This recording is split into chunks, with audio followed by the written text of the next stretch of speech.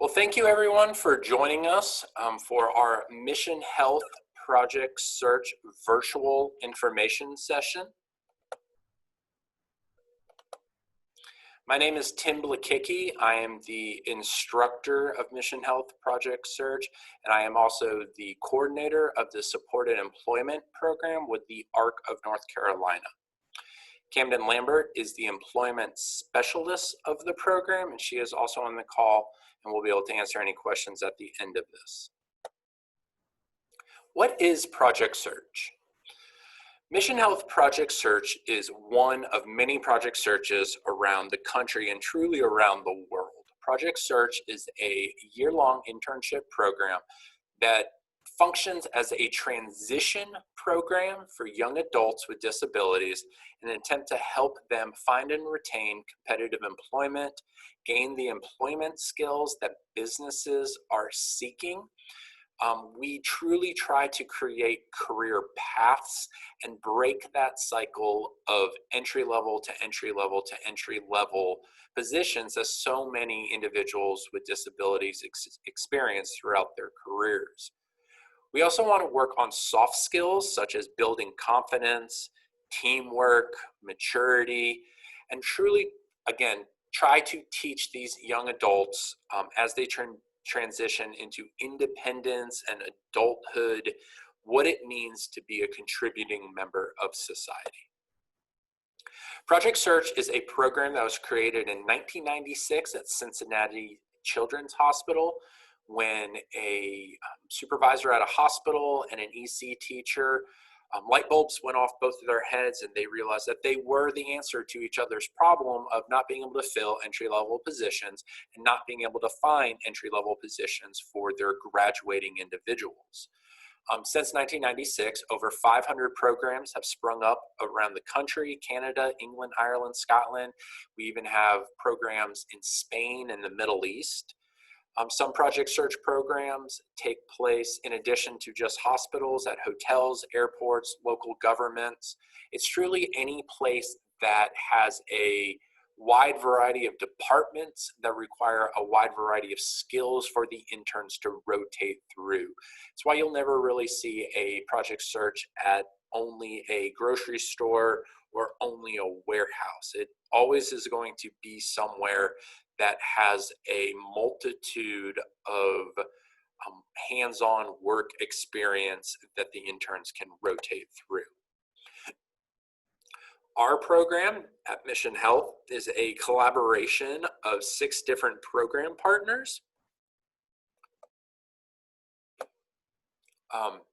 Mission Health acts as our host business and is also the location of our on-site classroom. They also provide the managers and mentors and obviously the work that the interns do. AB Tech is our instructional partner, our educational partner. They provide the curriculum. They help us recruit prospective interns from our community. When our interns come to the program, they cannot be high school students because they are AB Tech students with all the rights and privileges thereof. North Carolina Vocational Rehabilitation helps fund the job coaching and provides support throughout the course of the program and the eventual job development, retention, and closure after the program. The ARC of North Carolina staffs the program, both myself and Camden. The ARC of North Carolina puts pen to paper and signs our paychecks. VIA Health helps with coordination and support. The North Carolina Council for Developmental Disabilities provided the original seed money for most of the programs across the state. And often an overlooked partner in the program are the families who, obviously bring a new perspective to the program, give us feedback, help provide additional voice for student selection, and more importantly than anything, I think as a collaborating partner within the program, the families provide ancillary support that is sometimes not always recognized in the form of transportation, lunches, laundry. it truly takes a community for this program to take place, and I think families are just as important a part of that as anyone else.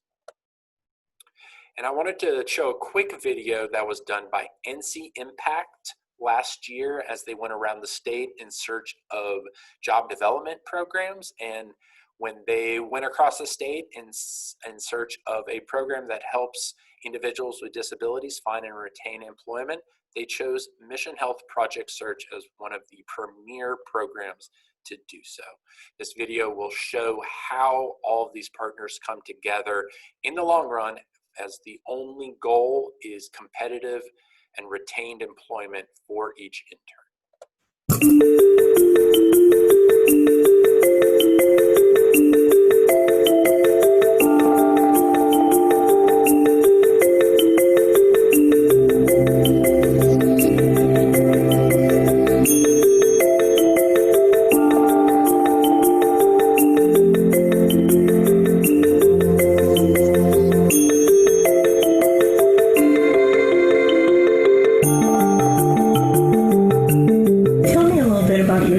What do you do?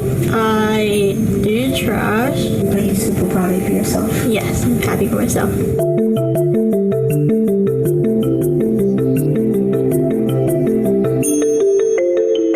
Zoe came to us, she had just graduated high school. She came to us young, she came to us lacking confidence. What she did not lack, though, was a sense of wanting to get dirt under her fingernails and apply herself. She just didn't know where to apply herself or where her skills lied.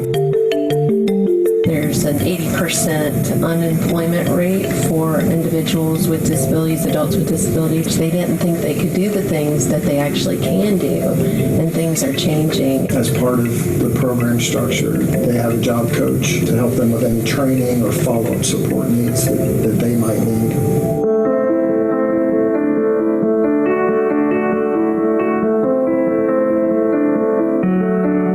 Initially, we were in it because this is the right thing to do. We want the community to be reflected in our workforce. So it's the right thing to do, but also it makes business sense. We have a statistic that Kylie, who's working in the food nutrition sales in her area, went up exponentially. 31% increase in sales just because Kylie was there spending time, making it look great, and engaging with customers. We have basically 3 industries that run across the county: hospitality, healthcare, and manufacturing. Mission houses all 3 of those industries under one roof. Look at all these valuable, talented people that if you just give them the extra training, can be valued team members. That is really the charge that we're given at AV Tech and Transitional Studies, to help adult learners through literacy education and career exploration and employability skill development. We've quickly gone from trying to sell managers on the idea to now managers saying, how do I become a part of that? Buncombe County is very unique within the state of North Carolina for having the state's lowest unemployment rate. We find employees to fill these positions when you have such a low unemployment rate. You don't go through Project Search and expect the same job that you could have gotten without Project Search. You are one of the best trained young adults with an intellectual or developmental disability in the county. We've got at least 6 great hires that probably have more training and better training on soft skills than your average employee. No individual left behind. Anybody that can benefit from this type of training and service, I would like to see have the opportunity to engage and benefit.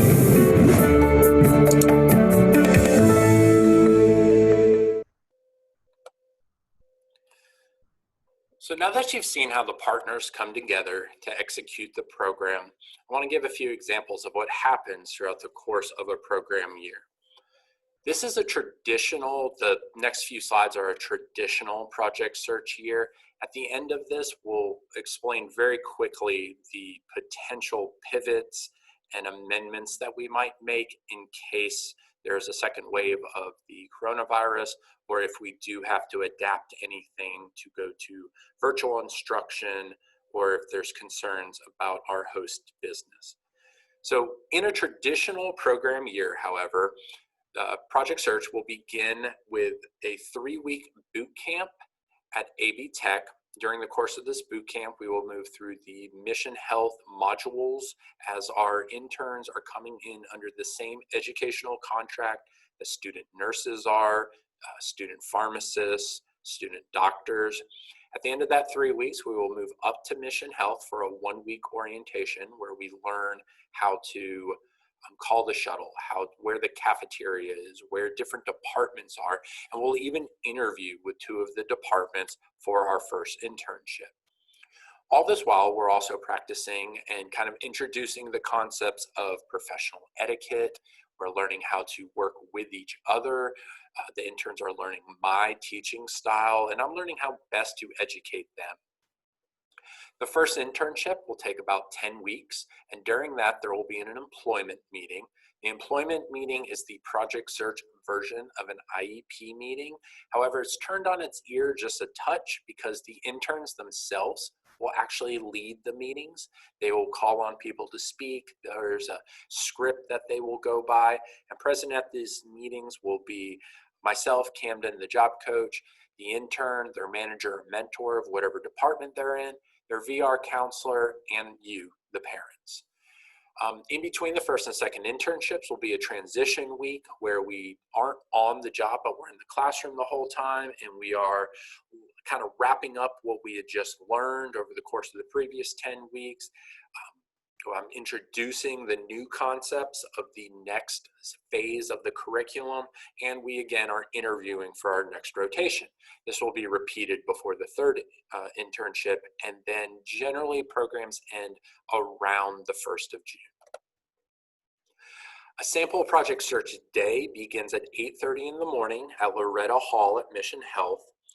From 8:30 until 9:30, we will be partaking in what we call success planning. We are engaging CNN 10, which is a news program where we will kind of dissect and discuss what is in current events is occurring that is appropriate and inappropriate to talk to our coworkers about. We place a high priority on relationship building with our coworkers because that's how any, whether you're neurotypical or neurodiverse, that's how you become part of the fabric of a department, of a job, is by creating those co-relationships with your coworkers and management. In addition to that, we're also doing brain exercises. We learn some relaxation techniques, and we craft and create what are basically living statements of intent, and we call them our affirmations. They're basically little 1 or 2 sentence pep talks that we give to ourselves right before we walk out the door. From 9:30 to 2:15, we're on the job with a half-hour lunch at the discretion of the department. And then at 2:30, we return to the classroom. And in the afternoon, after we kind of discuss how the day went, we share our successes and our challenges. We dive kind of into the curriculum proper and learn about employability skills, etiquette lessons, self-advocacy, self-determination. Eventually, we role play and do mock interviews. And that all kind of evolves throughout the course of the year. At 3:15, the program day ends. The goals of the classroom are many and varied, but they all come down to the concept of creating a highly employable individual by the end of the program. We're learning how to learn and work together. We are sharing our successes and challenges, how to control and reduce our stress through relaxation techniques, the importance of self-care and health, as I always express to them that they are their own tool, and you can't get a job done if your tool is rusty or tired or not operating correctly. And we learn about self-advocacy, how to become more independent, the importance of diversity and how they themselves are supplying a sort of diversity to these businesses. And, just the cherry on top, we're even practicing our public speaking and kind of co-relationship, intrapersonal communication skills. We rotate through different departments throughout the hospital. At the height of Project Search, we worked with 14 different departments, everything from kind of what you would expect us to work in with EVS, housekeeping, the cafeteria, laundry. But we work in some departments that actually surprise people. We work in materials management. We work in sterile processing. One of my favorite numbers and statistics that we've kind of culled from the departments when we do our post-program surveys is that when we have an intern in sterile processing, which is where they wash surgery tools and sanitize them, and then they have to get put back together and then re-washed and re-sanitized before use again in an operation, a quarter of the babies born at Mission Hospital are born with one of our trays. And our trays, when they crack them open and audit them at random, audit higher than paid employees of Mission Hospital.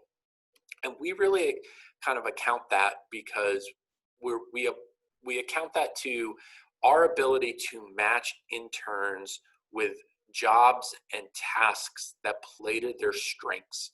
We don't ignore their weaknesses because we actually still build and give them experiences in them because we see Project Search as a safe place to make mistakes, but not potentially lose our jobs, or the cost of making a mistake is minimized in this in Project Search as a situation, and we can emphasize the education that comes from making that mistake. The internships all have a theme also. The first internship is something that will naturally come natural to the intern. It's something that they will almost organically be good at or show a propensity of being successful at. We do this so that the first 10 weeks of them being on the job, the work isn't intimidating and they can really focus on getting to know myself, their peers, the layout of the hospital. There's so much to learn. The work doesn't need to be something that's going to intimidate them. However, the second internship, we call it the fish out of water internship. Once they've gotten more comfortable with myself, the layout, their peers, now we're going to challenge them. Somebody who may naturally and organically be good at talking to people and being very outside their comfort zone, maybe we actually put them in a position or suggest a position to them that causes them to have to work on their independence, causes them to have to problem solve on their own without the ability to ask for help. Vice versa, somebody who naturally was very good at being having something explained to them and then them just executing those instructions, or not feeling comfortable working within a team where the work that they're handed came from them, from a coworker, and they're about to hand back off whatever their finished product is. We put them in a situation where they do have to depend on other people. This isn't to indicate that these are the sorts of jobs we're going to ask them or suggest to them after the program, but what we can do is we can identify deficiencies and do the best we can to kind of build up their skills in those areas and give them some sort of experience in those situations so that when they are in the social contract of paid employment after the program, they're not completely devoid of those experiences, and they can at least tell somebody, hey, I'm not very good at this, but if you help me in this way and give me the support that looks like this, I can be more successful. The third internship, in the best way possible, we attempt to have it mirror what these interns want to do after the program, so that while they're doing that work and then also going out on job interviews and also applying for jobs, the language that they use, I'm very, very big on the power of language. The language that they will use is very tangible and very current. So instead of saying, if they're applying at a customer service position at a hotel, instead of saying, well, in my first internship when I was in guest services, or in high school when I did this, they're saying things along the lines of yesterday. Yesterday when I was at work, I helped, et cetera, et cetera. Today, when I go back to work after this interview, I will be doing this or that. It also helps them kind of concretize the skills that they need as they go out into the job market. The employability skills that we really focus on and practice are not skills that we pulled off the internet in an attempt to check some boxes of what BuzzFeed said was the top 10 skills employers are looking. We're in Asheville, we're in Buncombe County, we have a unique economy, we have unique businesses that are searching for specific types of employees that have specific sets of skills. And what we did is we specifically went to those businesses and asked, what are you looking for? We followed up with the Chamber of Commerce and any sort of survey or workforce development documentation that they put out. We treat that as almost like holy text, and we comb through it. Anything that will give our interns an advantage, we try to take and apply in the classroom. To take this idea just one step further, what Project Search is truly trying to do is turn the concept of traditional supported employment away from a linear line where the job coach is placed squarely in between the employer and the employee, and create more of a triangle of collaboration. Traditionally, an employer would ask an employee to do a task. They would describe the task and kind of outline the expectations of this task is completed and successful when. The employee is asked to conceptualize that task and then obviously complete it in exchange for wages. And traditionally, the job coach was stuck in between them. The job coach was interpreting what the employer was asking to the employee and was explaining to the employer what sort of support the employee needed. This created almost a codependency where the job coach was always needed in between those two for this to be successful. What Project Search strives to do is create a triangle of collaboration where the job coach is not in between anyone, and there is open communication between the employer and the employee with the support of the job coach. And what we are striving for is to move from compliance, where the employee is just complying with what the employer is asking, and move towards alliance. We want there to be a true partnership between employer and employee, with the job coach as an ancillary support, always present when needed. But if we do our job the right way, we will be needed less and less as we create employees who know how to self-advocate for themselves and employers who feel comfortable managing a neurodiverse employee base. One of the tools we have at our disposal at Mission Health Project Search is 15 iPads and the Work Autonomy app. This is a reasonable accommodation that we were granted by a grant by Universal Healthcare as a pilot program for the Work Autonomy app.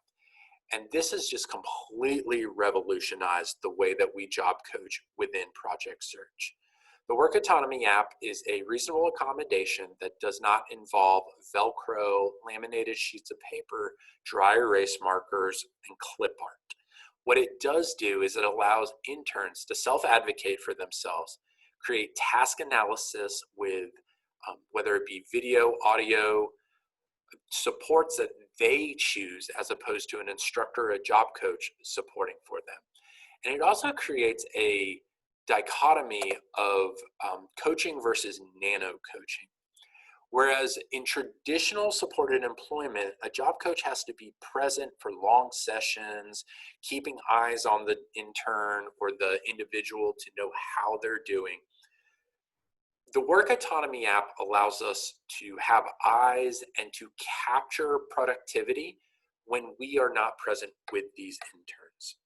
And this is a chart that kind of outlines the back and forth that you'll experience in a traditional workplace coaching as opposed to tech-supported nano coaching. And again, a wise woman once told me that a good job coach is always trying to work themselves out of a job. In a perfect world, job coaches will not even be needed. Until then, we are always going to try to scaffold our support It'll be extremely heavy and intense at first, and then a little bit less and a little bit less as we recede out. This iPad, because it is a vehicle of self-advocacy, expedites that process even more. Now, we can do all of this amazing work at Mission Health and through Project Surge, but none of it means anything if when we take our interns at the end of the program out into the community, nobody understands the credential that these interns have earned by graduating from Project Surge. So what we have tried to do is we have taken our program out into the community. And when we interact with the community, we place a massive priority on volunteering, networking, being in the business community. We very, very, very rarely ever volunteer behind four walls where nobody can see us. Anything we are doing front and center in front of businesses who may prospectively hire us one day. We're doing this at Goodwill Business Advisory meetings. We are doing this at job fairs that the Chamber of Commerce put on. We job shadow. We go out and we volunteer in places that businesses can see us, and we can kind of overturn those preconceptions and misnomers of what individuals with disabilities are capable of. Because we want the world to look at our interns in a different way. And we can do this, again, this goes back to my belief that language is important, with perception changing language. I hammer this point home with the interns, I hammer this point home with our job coaches, and I'll do this in every presentation that I ever give. I don't talk about charity or abilities and disabilities. We talk about value, strengths and weaknesses, diverse abilities. We use the exact same terms that businesses use, that colleges use, that staffing agencies use when they are attempting to find their students or individuals employment in their communities. And one of the most powerful things that at least in my opinion, that we talk about is we talk about work as opposed to jobs. For so long, I'm under the belief that society, culture in general, believed that when you gave a job to an individual, you were, especially an individual with disabilities, that you were giving them all the trappings that came along with it, that you are attempting to give them a place in society, that you are doing them a favor, that you are providing a sense of charity to somebody that wouldn't have otherwise been able to achieve it on their own merits. When I talk to businesses, I talk about the work. I talk about the work that these interns do, that the work that these prospective employees can provide to you as a business, and the work that they do that adds value. When you couch it in those terms, it completely changes the perspective of what we're attempting to do. The goal of the program is extremely simplistic: competitive employment. We don't strive for 60%. We don't strive for 8 out of 10 of our interns to get jobs. The only goal of this program is that anybody who steps into AB Tech for boot camp on the first day is leaving Project Surge in June with a job, or very soon thereafter. And the proof is in the proverbial pudding, because that is what we do at Mission Health Project Surge. 23 of our 25 interns that have graduated from Project Surge here in Asheville have found gainful employment in our community. Whether or not they're still with that job, or they work that job and then moved on professionally.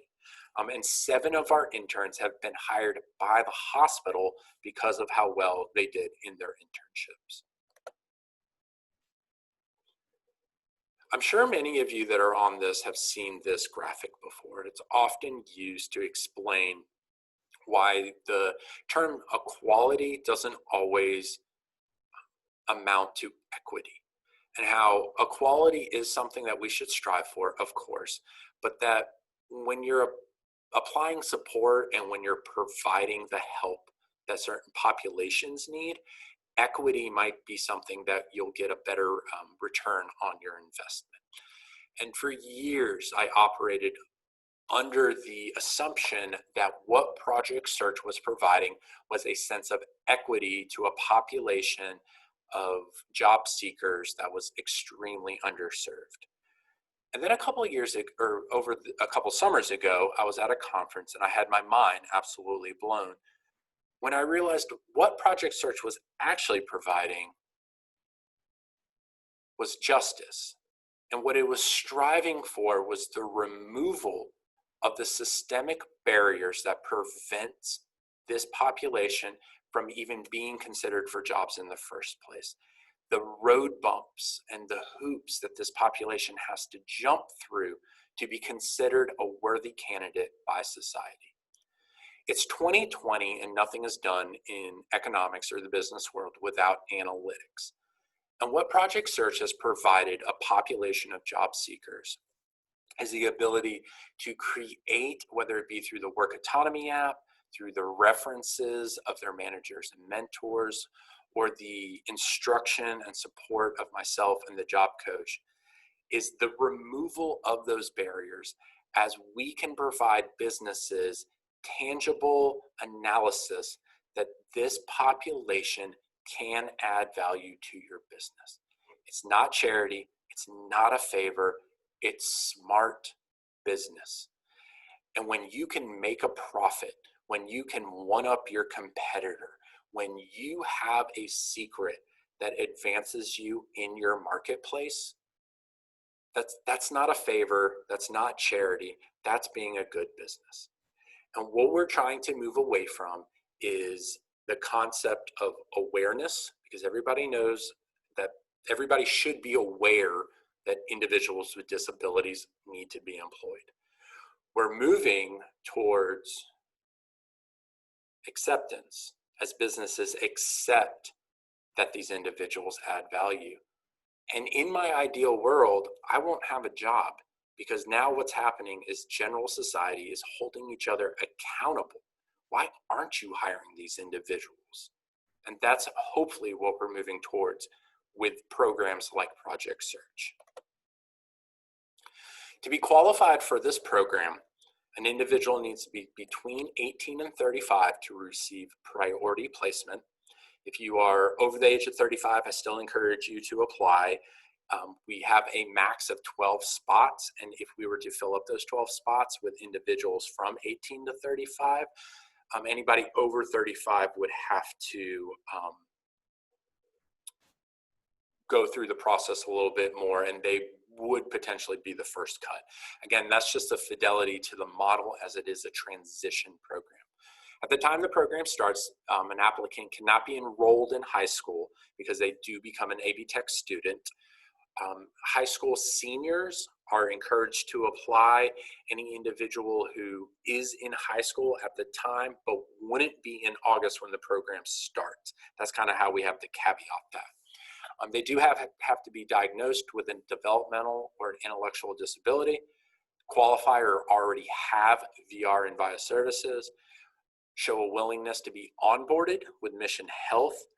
That involves an immunization record that you share with the hospital, background check, drug test, flu shot, and now there's a few other requirements.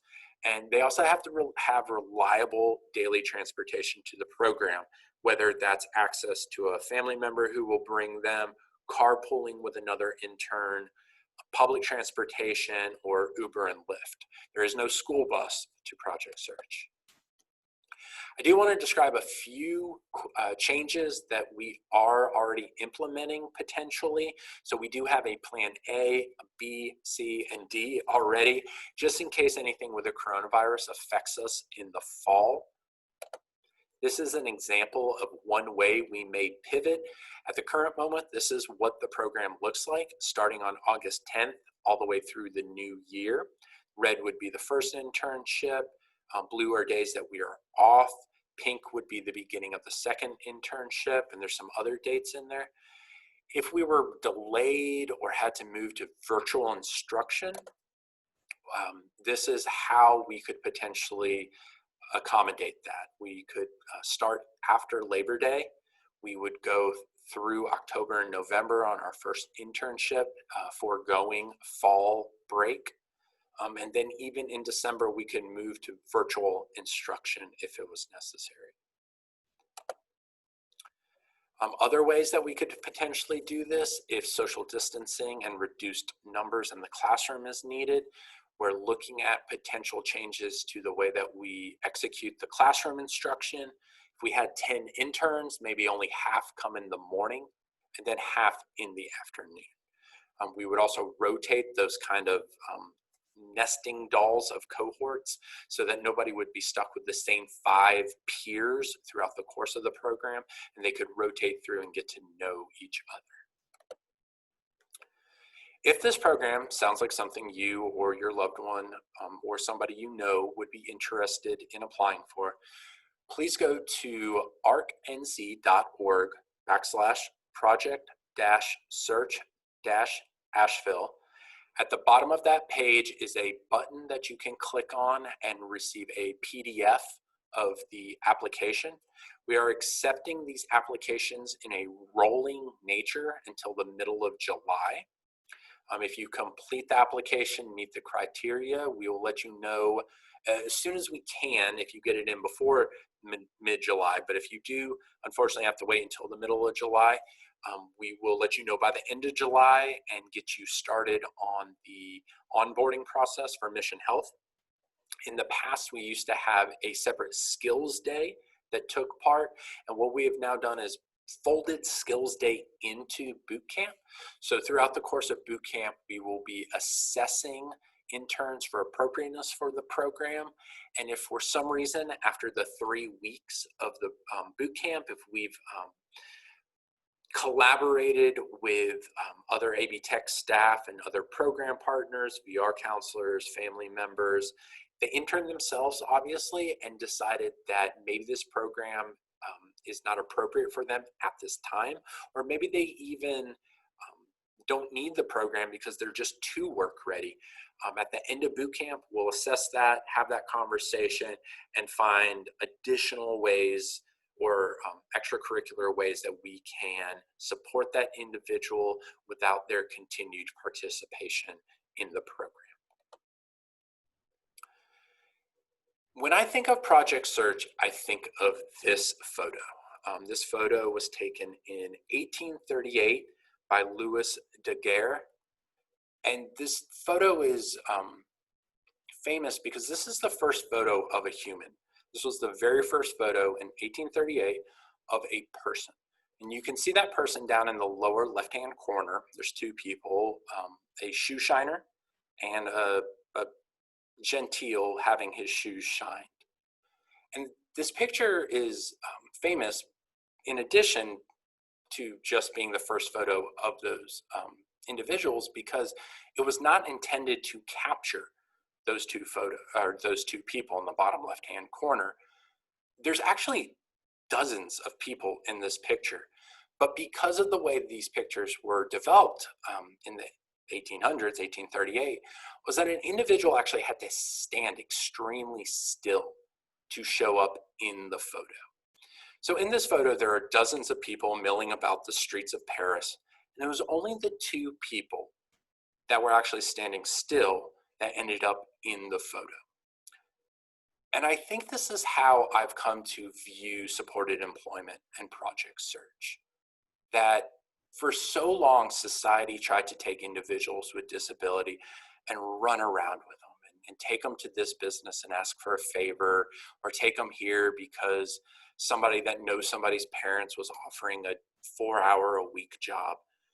When all we really needed to do was stop for a second, stand still, take what the individual was providing, their skills, their successes, everything that they brought to the table as a potential employee, shine them up just a little bit and let people see them for who they really are. And that's what we strive to do in Project Search. I think we do a pretty good job. ProSearch has made me a better worker in person. I learned job skills, customer service, and being persistent. I also learned navigation. I also learned how to navigate a big building like Mission Hospital. ProSearch has helped me find a job that fits me very well. I will miss my friends, my teachers, my coworkers, and my managers from Project Search. That was Noah. He was one of this year's graduates, and before the program even ended, he found a job at Home Depot. Thank you so much for joining me this afternoon. If you have any questions, please feel free to call me day or night. I'll talk your ear off about this program at 828-674-8957, or feel free to email me at tblekicki@arcnc.org. Thank you so much.